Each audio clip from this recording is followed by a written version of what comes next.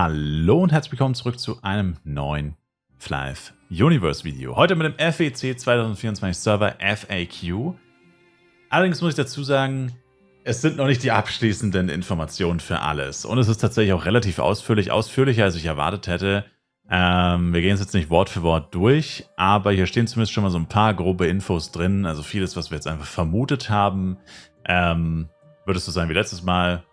Ja, vermutlich, aber man weiß es halt nicht. Hier haben wir jetzt halt auf jeden Fall schon mal ein paar Infos, aber leider immer noch nicht alle Infos. Aber es gibt euch schon mal einen groben Überblick, so für die Leute, die letztes Jahr in FEC nicht mitgemacht haben, wie das mit dem Transfer ablaufen wird und wie es jetzt eben dann in nächster Zeit so weitergehen wird. Es wird aber, wie gesagt, noch weitere Announcements zu dem Thema geben, auf jeden Fall, bevor der FEC-Server endet. Hier nochmal die grundsätzliche FEC-Info. Der Server geht bis zum 24. Oktober. Genau. Ja, was ist der FEC-Server? Brauchen wir uns doch nicht großartig drüber reden. Flive World Championship. Und der Server kann dafür genutzt werden, um schnell Charakter hochzuleveln und natürlich an den großen PvE und PvP-Tournaments teilzunehmen. Genau, hier geht es dann um die Registration. Finde ich jetzt komisch, dass das hier noch dabei ist. Also ein paar Fragen davon sind immer noch legitim, aber der Server ist jetzt ja schon fast 3 Wochen online. Entsprechend ist das jetzt für uns eher uninteressant, würde ich behaupten. Also das hier ist nur für Leute interessant, die quasi, ja, sich noch nicht registriert haben oder noch im Prozess des Account-Erstellens, Character-Erstellen und so weiter sind. Also eher nicht so interessant. Dann haben wir die Game-FAQs. Auch hier ist jetzt nicht allzu viel extrem neue Info drin. Also gibt es irgendwelche allgemeinen Änderungen zu Catcher, Monster oder Giant Spawns und so weiter. Und da wurde eben auch nur gesagt, nein, falls es irgendwo Quest-Monster gäbe, wie zum Beispiel den Chainer, falls ihr euch noch daran erinnern könnt beim Serverstart, dann würden sie halt kurzfristig dafür sorgen, dass dort mehr Monster spawnen, um der Masse an Spieler gerecht zu werden. Ja, dann haben wir natürlich doppelte Upgrade-Chance. Haben wir eh schon alle gewusst. Maximallevel ist weiterhin 160. Auch da hat sich nichts geändert. Hier ist eine Info, die kannte ich noch nicht. Also ich habe es schon einmal gelesen, aber ich hatte keine Quelle dafür. Also wahrscheinlich hat jemand einfach im Discord gefragt oder so. Es würde jetzt kein großes Geheimnis gewesen sein. Aber der FEC-Server ist tatsächlich gehostet auf den US-Servern. Weiß ich persönlich nicht wieso. Vermutlich, weil es von der weltweiten Auslastung her oder von der Spielerverteilung auf der Welt vielleicht der klügste Server. Vermutlich spielt für uns keine großartige Rolle. Wenn es jetzt irgendwo in Asien wäre, wäre es jetzt auch nicht sehr viel besser wahrscheinlich. Und ja, ich finde es, also an für sich ist eine komische Wahl, weil in den USA safe nicht die meisten Spieler sind. Also 1000%ig nicht. Aber ja, it is what it is. Also Europa würde eigentlich immer am meisten Sinn machen oder Asien auf jeden Fall. Also eins von den beiden. Aber schätze mal, da ging es jetzt mehr darum, dass es für alle ungefähr passt und nicht nur für die Masse der Spieler. Genau. Ja, was für Vorteile hat man denn, wenn man auf dem FEC-Server spielt, anstatt auf den normalen Servern? Wie schon gesagt, das wissen wir ja schon, zweifache XP-Rate, zweifache Drop-Rate, zweifache Upgrade-Chance, spezielle Events, spezielle Titel und dieses PvE und PvP-Tournament natürlich, sowie auch das Equipment, dass man sich hier exklusiv erspielen kann. Wobei das halt eins dieser exklusiven Events ist. Die exklusiven Events findet ihr auch nochmal auf der Webseite. Vom 16. Mai wurde das gepostet, FEC 2024 Server-Event. Da steht zum Beispiel sowas drin wie mit den Titeln, wie das abläuft, die man sich hier erspielen kann. Wie das mit dem Equipment Exchange abläuft, was man dann noch für zusätzliche Belohnungen bekommt und so weiter und so fort. Also das steht da alles drinnen. Und genau, dann wird hier noch gefragt, alle any exclusive Top-Up-Events oder sonstige Events. Naja, wird halt angekündigt, wenn es so ist. Also aktuell nichts großartig geplant. Dann, wie läuft der Equipment Exchange ab? Auch das ist eigentlich genau wie letztes Mal beim letzten FEC-Server. Man muss halt das High-Level-Equipment, in dem Fall sind es Coral Island Waffen und Rüstungen plus 10 machen. Auch das wurde, wie gesagt, in dem Event-Post eigentlich schon erklärt. Dann haben wir hier den FEC-Server. Wird der eben, also ist im Endeffekt die gleiche Frage, nochmal mehr oder weniger nur anders aufgebaut, ist das gleiche. Also alles zum FEC Exchange findet ihr in dem FEC Server Post, Server Event Post vom 16. Mai. Da steht das im Endeffekt alles drinnen.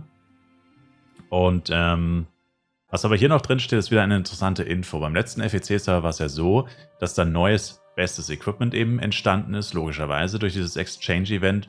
Und dadurch ja das Equipment auf den normalen Servern, auf den Main-Servern, ja natürlich irgendwo abgewertet wurde, weil ja neues, besseres Equipment existiert.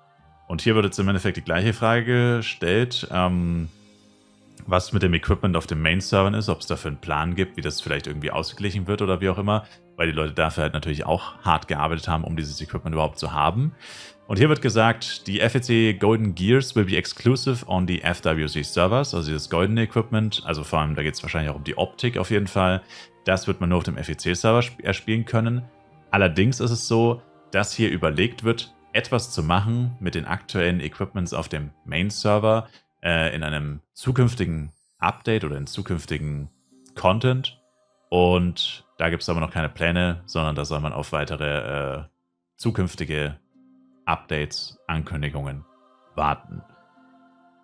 Ja, finde ich es auf jeden Fall nicht schlecht, ein kleiner Lichtblick, weil das steht eben auch hier drin, zum Beispiel Increase Max Option Value by 1.1, also Lucakas Weapons hier zum Beispiel mit Crit Damage 58 bis 68 wird zu 58 zu 74.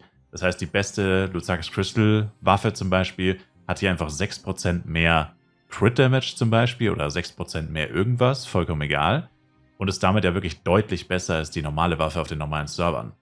Und das würde ja wiederum bedeuten, nach dem FEC haben Leute, die auf dem FEC gespielt haben und das FEC-Equipment mitgenommen haben, natürlich einen immensen Vorteil, sowohl im PvE als auch im PvP, gegenüber Leuten, die nicht auf dem FEC-Server gespielt haben. Und das ist natürlich ein absolut logisches Bedenken, was man hier hat, dass man sich da nicht, also dass man sich benachteiligt fühlt und whatever.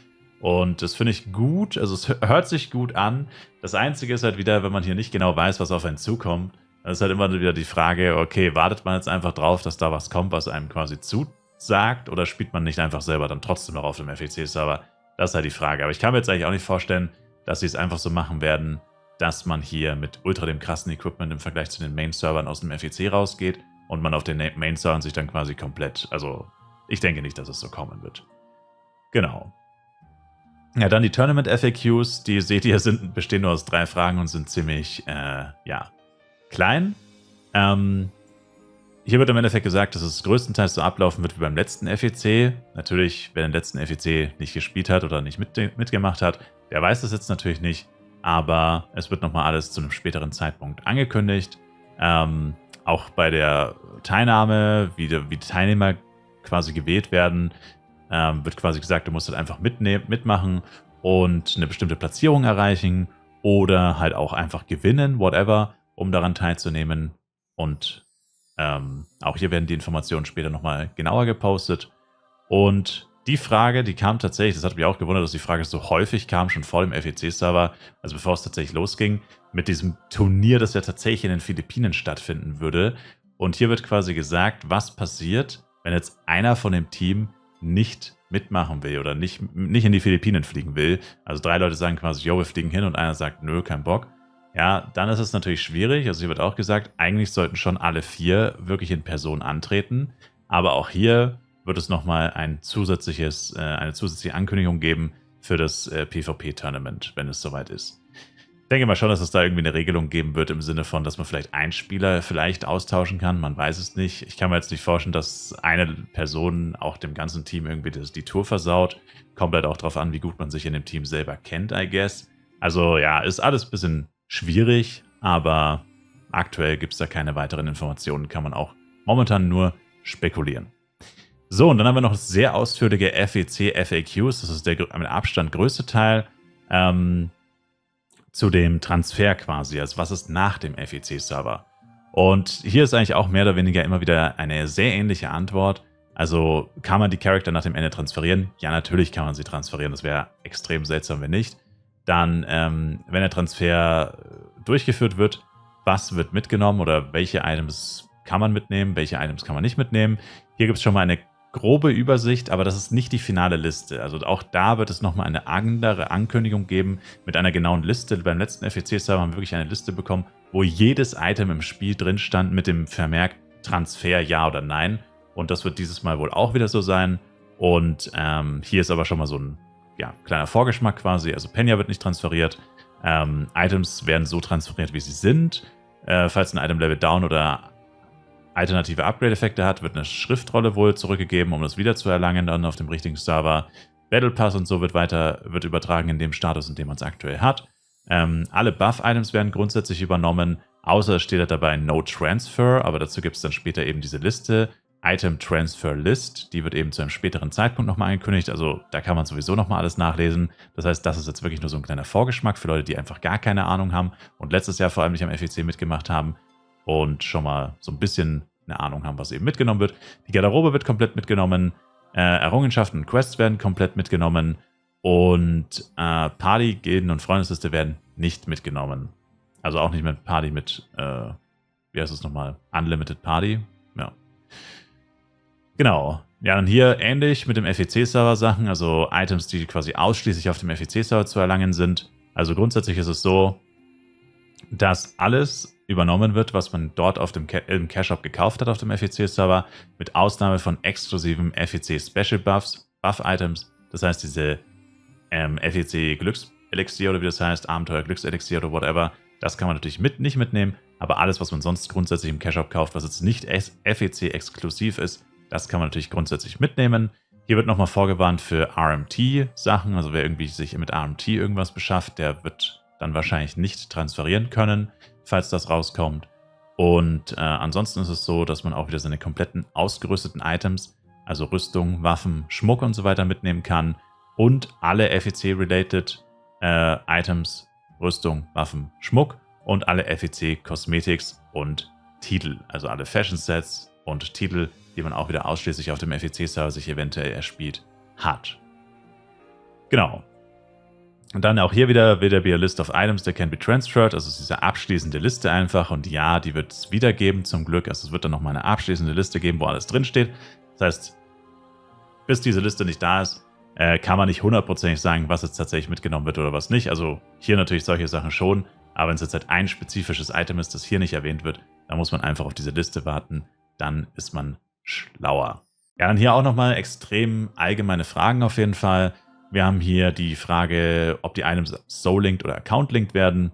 Aber auch hier wird wieder auf diese Liste verwiesen. Also die meisten Sachen oder einige Sachen werden Account-linked sein und manche Sachen werden aber auch sehengebunden bleiben. Also im Endeffekt sagt im Endeffekt mehr oder weniger nichts aus. Also man muss einfach auf diese Liste warten. Kann man sich den Server aussuchen? Ja, man kann sich den Server aussuchen.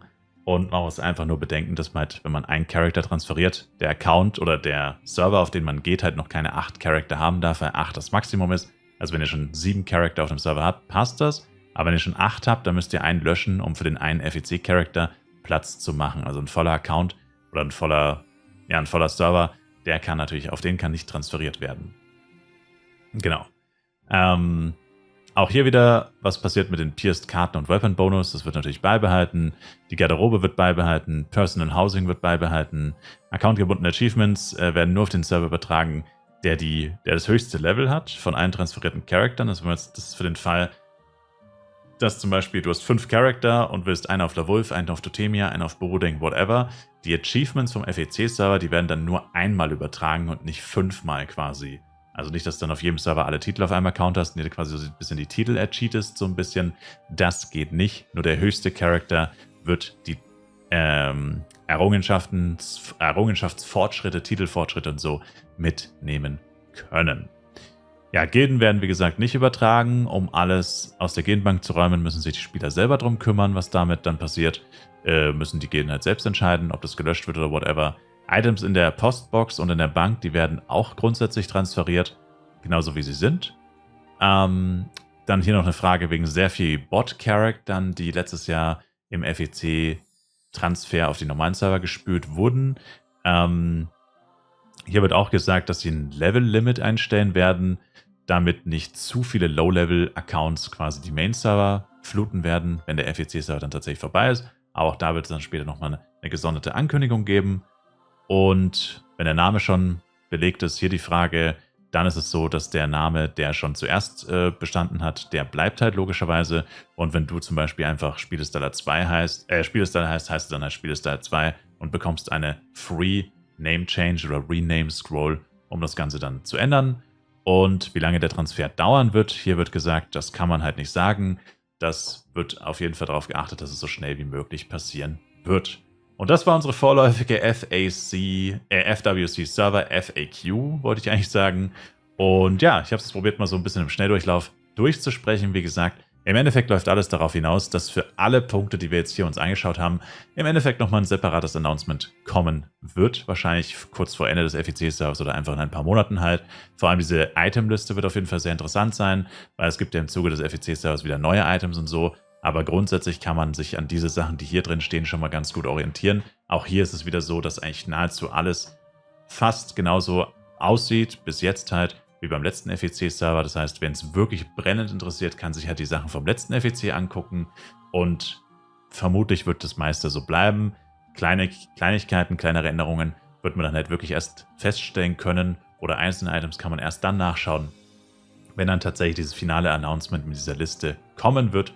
Und das wird aber wahrscheinlich halt noch eine Weile dauern, weil das erst gegen Ende des FEC-Servers vermutlich kommen wird oder halt jetzt auf jeden Fall noch nicht.